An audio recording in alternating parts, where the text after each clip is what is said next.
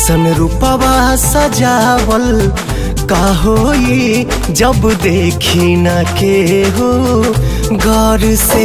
ऐसन रूपवा सजावल का होई जब देखी न के हो गौर से। जब देखल चाही तू करेलू नहीं, मन गुजरेला गजबे दौर से। तू हर कजरा लगावल का होई जब देखी न के हो गौर से।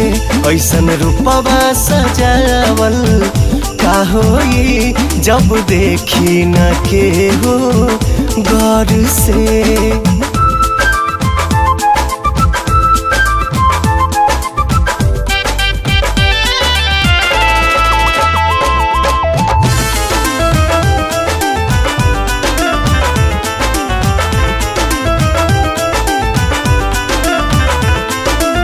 घेर लेला केस जब चेहरा पे आके, छुप जाला चांद लागे बदरी में जाके।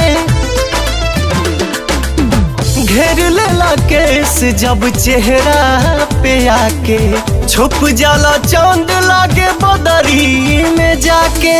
छुप जाला चांद लागे बदरी में जाके।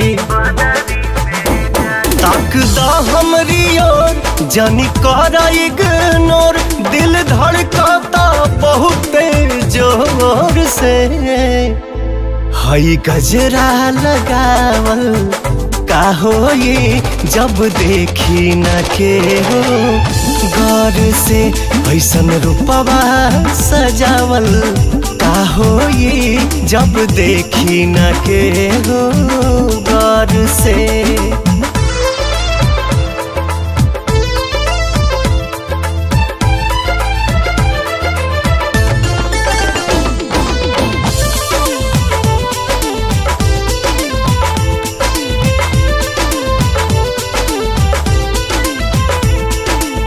चलेलू जे लाली बाली बिंदिया लगा के, लागेला कि छोड़ देबू पागल बना के।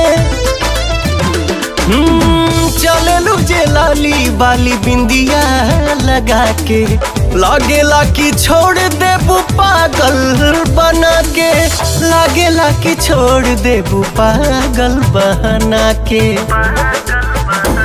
तुम्हारे खातिर यार हम बानी कुंवर, कब देखी न के हुआ और के। सारा सौदा बनावल का होई जब देखी न के हो गौर से।